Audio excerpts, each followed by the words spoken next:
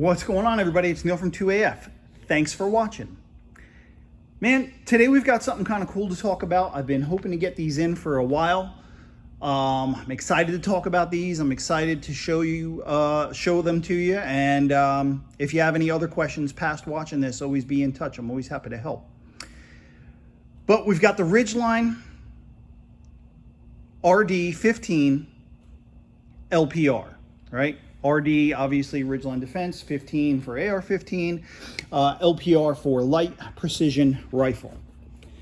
Now, if you've kind of followed anything that I've talked about over the last few years, or really even more, but here at 2AF over the last couple of years, you may have heard me say things that allude to, a lot of the gun buying public is really attracted by things that really don't do anything for the gun.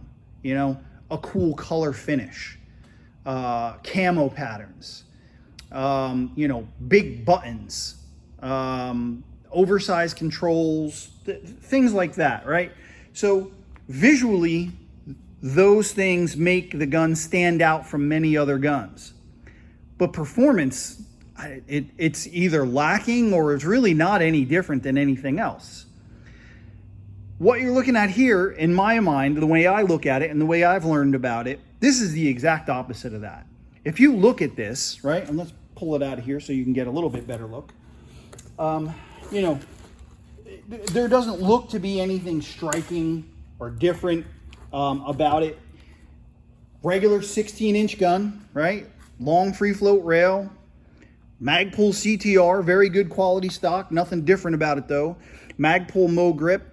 Geisley SSAE trigger, a branded Geisley supercharging handle. So yes, it is the Geisley supercharging handle, but it's branded for Ridgeline. The point is that to look at it, it's nothing really like what's different about this gun than any other AR. That's what's different about it. Is there's quite a bit. There is a long list of small things about these guns that, in my opinion, and from what I've seen, and I got to qualify that by saying these are new guns, so they haven't been out years. They don't have like a giant track record behind them. But for the short time that they've been out, and the people who have gotten them, who know what the heck they're talking about and know what to do, the results have been impressive. It ought to be something that you should raise your eyebrow and be like, let me check this out a little bit more, right? So all the performance differences are inside. Now let me back up a minute and just say that this gun is designed from the ground up to have a magnified optic on it. You want to get one of these and put an Aimpoint Micro on it or an EOTech or whatever, go ahead. You do what you want. This is America. It's yours. You can set it up however you want. But this gun was built from the ground up to be a scoped gun. It was built to squeeze all the performance and accuracy at distance that you can really ever hope to get out of what a 5.56 round has to offer. So I've been to a couple, 2-3 Ridgeline Defense classes. And, I couldn't count how many times they said 0 to 600, 0 to 600. A gun like this should be able to own it from 0 to 600 yards. And eventually they built a gun to try and make that happen as best as you can expect an AR to do. We'll talk about some of the differences. Really, the only external thing that jumps out at you is the bottom rail, right? So we've got Arca rail built in to the handguards, right? Smoothed off at the edge here, which is nice. But the Arca rail is built in to the handguard itself. It's not an add-on accessory. Add-on accessories, you see lots of scoped shooters use them. I have definitely seen them come loose and even come off in the middle of a match before. It's not going to happen here. The first thing people get concerned about, well, what the heck does that feel like? To me, it feels pretty natural in your hand. It just feels like any other squared off kind of rail. So like some of the Geisley rails, like not the Mark 16 rail from the URGI, but some of the other ones like the Mark 8 and things like that, they're a little bit more squared off. That's what this kind of feels like to me. It's not at all unnatural. It's not as wide as you might think once you put it in your hand. And then in addition to being ARCA, it also has M-LOK. So if you have any M-LOK accessories you want to put on here, a bipod, a vert grip, whatever it is, you can put it on there. Now, another thing, aside from being able to clamp right into like tripods and everything for an ARCA rail, when you are with an ARCA attachment, when you are shooting off things like barricades or whatever, many times you'll put your rail on that barricade. Now this whole flat surface area is really going to provide more stability than a rounded off rail. So that is another byproduct of this built-in ARCA rail on here. Now past that, the upper receiver, this is a proprietary upper receiver and a proprietary rail. You're not going to be changing the rail on this with anybody else's brand. But all of this has to do with that performance that we were looking for. So on your standard AR, people would ask me all the time, well, does the slop between the upper and the lower affect accuracy? So the textbook answer is yes, it does. However,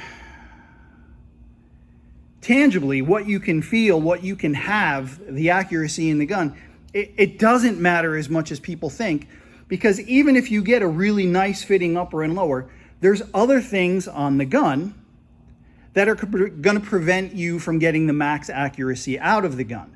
They're going to be speed bumps, road bumps, and get a great fitting upper and lower, and now you have a poorly fit barrel in your upper.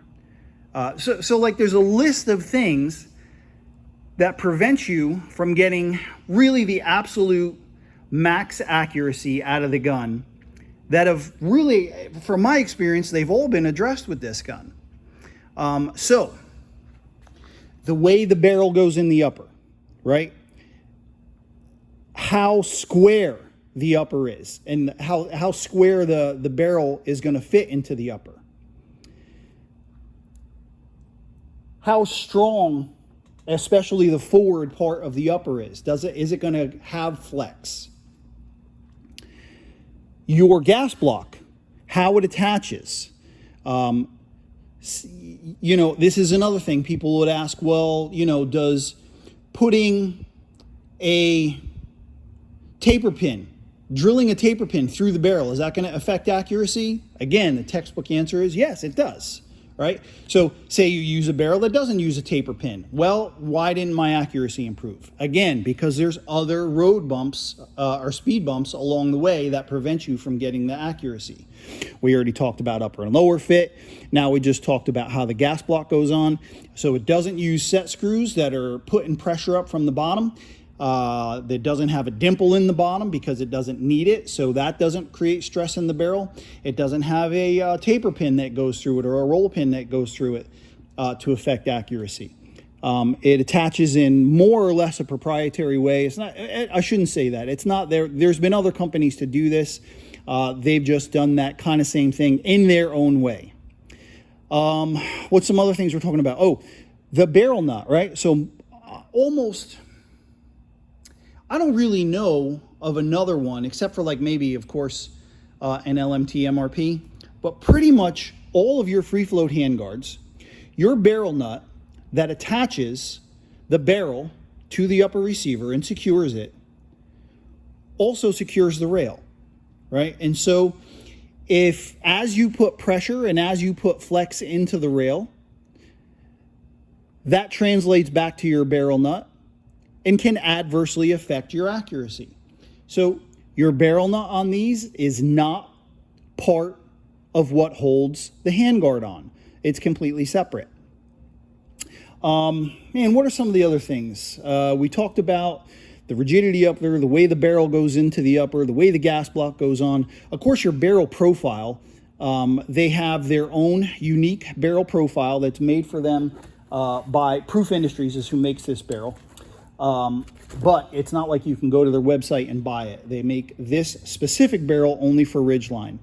The gas system is a little bit different. The way the rail attaches to the gun.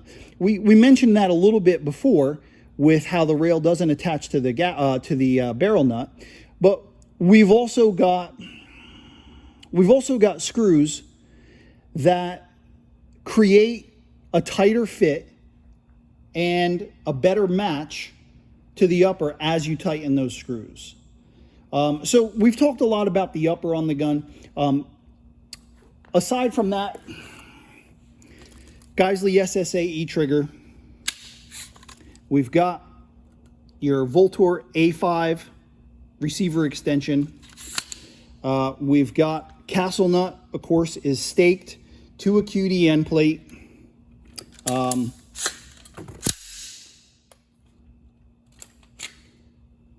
We've got your A5-2 buffer in here, along with green spring. We already mentioned that Geisley SSA E-trigger. Badger ordnance, ambi safety. All right, we've got ambi mag release, a larger bolt catch and release, and a larger magazine release. Built-in trigger guard, big flared mag well. And you know, that's probably not even all the items that are upgrades on here. These are just the ones that I've learned about since I've been looking into this gun. Comes with a standard A2 flash hider. If that's not what you want, and I assume probably most people getting this, it's not what they want. Ridgeline can't know what everybody wants. But if you have a flash hider you want and you're getting one of these, just add whatever flash hider you want to the cart. And if you want, we can attach it for you, make sure it's torqued properly, make sure it's timed properly. And if it's a silencer device, we'll have, of course, all the threads cleaned off and rock set applied. So, man, I've gone on for 12 minutes. I'll cut it short here. You got any questions about it, just let me know. Neil@2af.com, 904-593-6922. Call or text. Get in touch with me on any of these social media platforms. You know, the guys at Ridgeline have been fantastic at answering questions about these. And of course, if you've been around, you know Team 2AF, Mike from Team 2AF, he's also now shooting for Team Ridgeline.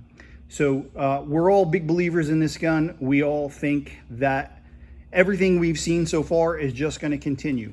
You know, it is not hard. I was just talking to somebody and I was saying it is not hard, not impossible, to make a gun sub-MOA. It probably takes more than most people think if you just leave out luck, because luck is a part of it sometimes. But if you don't want to have it be luck, and you want to make sure that your gun's sub-MOA, that's hard, right?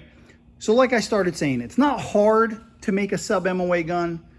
It is really hard to make all your guns sub-MOA. And this is not even the best of these that we have seen, but all these are going to ship with a test target. So that one looks like, what does that say? 0.57, right? So 0.57, roughly half MOA test target.